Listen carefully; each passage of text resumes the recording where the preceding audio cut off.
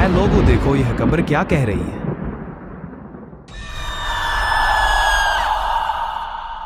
میں مسافت کا گھر ہوں، میں تنہائی کا گھر ہوں، میں مٹی کا گھر ہوں اور میں کیڑوں کا گھر ہوں۔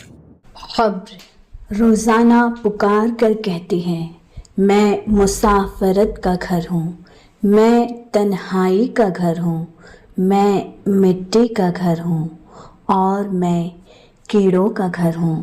جب مومن بندہ دفنایا جاتا ہے تو قبر کہتی ہے، مرحبا مرحبا، تو اپنے ہی گھر واپس آیا۔ میری پیٹھ پر چلنے والوں میں سے تم مجھے سب سے زیادہ محبوب ہو۔ آج جب تم میرے حوالے کر دیے گئے ہو تو عنقریب دیکھو گے میں تم سے کیا سلوک کرتی ہوں۔ قبر اس کے لیے حد نگاہ تک کشادہ ہو جائے گی اور اس کے لیے جنت کا دروازہ کھول دیا جاتا ہے، مگر جب گنہگار یا کافر آدمی دفن کیا جاتا ہے تو قبر کہتی ہے، نہ تو تجھے مبارک ہو اور نہ ہی یہ تیرا گھر ہے۔ میری پیٹھ پر چلنے والوں میں سے میرے نزدیک تو سب سے برا ہے۔ آج جب کہ تو میرے سپرد کیا گیا تو عنقریب تو دیکھے گا میں تیری کیسی خبر لیتی ہوں۔ یہ کہہ کر قبر اسے اس طرح دباتی ہے کہ مردے کی پسلیاں ایک دوسرے میں پیوست ہو جاتی ہیں۔ یہ رسول اللہ صلی اللہ تعالیٰ علیہ وسلم نے اپنے ہاتھوں کی انگلیوں کو ایک دوسرے میں ڈالا، پھر فرمایا اس کے لیے 70 اژدہے مسلط کر دیے جاتے ہیں۔ اگر ان میں سے ایک بھی زمین پہ پھونک مار دے تو رہتی دنیا تک زمین پہ کچھ نہ اگے۔ یہ اژدہے اسے ڈستے ہیں اور نوچتے رہتے ہیں یہاں تک کہ اسے حساب کے لیے لے جایا جاتا ہے۔ ہم تو اپنی قبر کو یکسر بھول چکے ہیں۔ اللہ تعالیٰ قرآن عظیم میں ارشاد فرماتا ہے، ان البرزخ مقدمۃ الآخرہ، یعنی بے شک برزخ آخرت کی پیش گوئی ہے۔ آئیے اپنی موت کا تصور کرتے ہیں۔ ذرا تصور کی نگاہ سے دیکھیے کہ میری موت کا وقت آن پہنچا ہے۔ مجھ پر غصی طاری ہو چکی ہے۔ لوگ بے بسی کے عالم میں مجھے موت میں جاتا ہوا دیکھ رہے ہیں مگر کچھ نہیں کر سکتے۔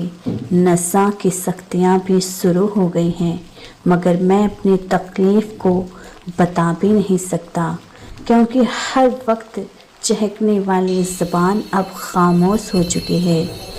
سخت پیاس محسوس ہو رہی ہے مگر کسی سے 2 گھونٹ پانی نہیں مانگ سکتا۔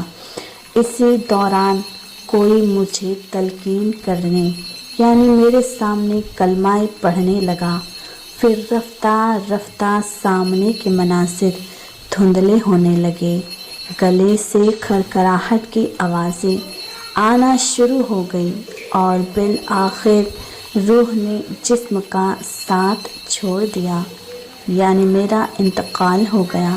عزیز و اقارب پر غربت طاری ہو گئی۔ اہل و عیال، بیوی بچے، بھائی بہن، ماں باپ وغیرہ کی آنکھیں شدت غم سے نم ہیں۔ کسی نے آگے بڑھ کر میری آنکھیں بند کر دی، ان کے دونوں انگوٹھے اور دونوں جبڑوں کو کپڑوں کی پٹی سے باندھ کر مجھ پر چادر اڑا دی۔ میری موت کے اعلانات ہونے لگے، رشتہ داروں اور دوستوں کو اطلاع دی جانے لگی۔ کچھ لوگ میری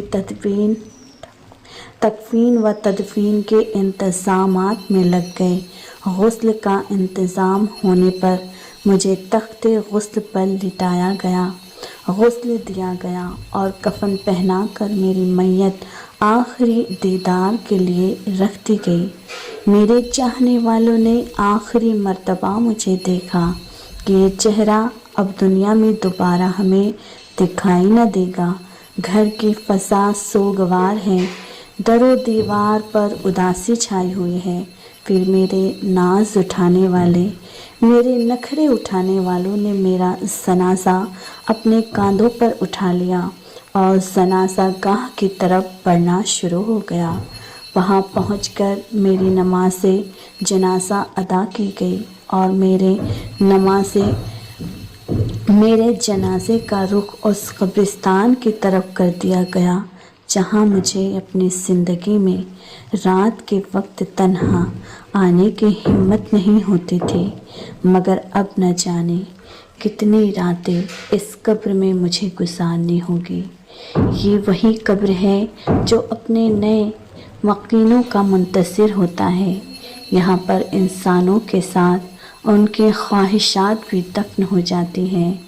لوگوں نے میری لاش کو چارپائی سے اٹھا کر اس قبر میں منتقل کر دیا، جس کے بارے میں حدیث پاک میں آیا ہے کہ جنت کا ایک باغ ہے یا دوزخ کا گڑھا۔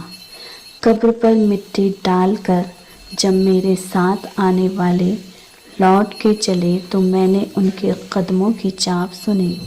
ان کے جانے کے بعد قبر مجھ سے ہم کلام ہوئی اور کہنے لگی، اے آدمی، کیا تو نے میرے حالات نہ سنے تھے؟ کیا میری تنگی، بدبو، ہولناکی اور کیڑوں سے تجھے نہیں ڈرایا گیا تھا؟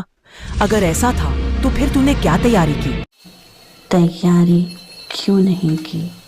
اللہ اکبر۔ مردے کے صدمے بیان کرتے ہیں کہ اول تو موت کے صدمے کا تصور ہی جان کو کھلا دینے والا ہے، اور اوپر سے خدا و مصطفیٰ صلی اللہ تعالیٰ علیہ وسلم کی ناراضگی کی صورت میں عذاب ہوا تو کیسے برداشت ہوگا؟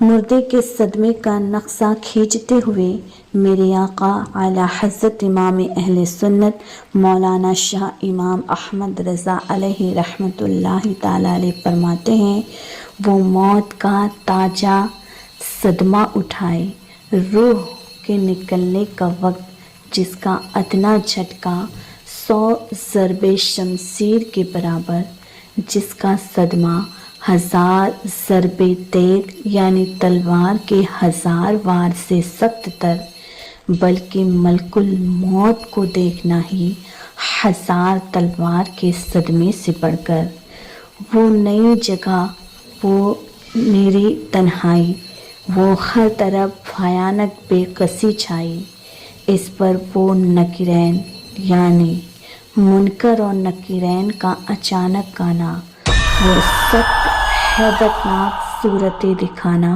کہ آدمی دن کو ہزاروں کے مجمع میں دیکھے تو حواس بجا نہ رہے، کالا رنگ، نیلی آنکھیں، دیگوں کے برابر بڑی بڑی عبرتناک چمکیلی کھاد کی طرح شعلہ جن آنکھیں، سانس جیسے آگ کی لپٹ، بیل کے سنگوں کی طرح لمبے لمبے نوکدار کیلے یعنی دانت، زمین پہ گھسیٹتے ہوئے سر کے پیچیدہ بال، قد و قامت، جسم و جسامت بلا و قیامت کے ایک شانے سے دوسرے شانے تک منزلوں یعنی بے شمار کلومیٹر کا فاصلہ، ہاتھوں میں لوہے کا وہ برس یعنی ہتھوڑا کہ اگر ایک بستی کے لوگ بلکہ جن انسان جمع ہو کر اٹھانا چاہے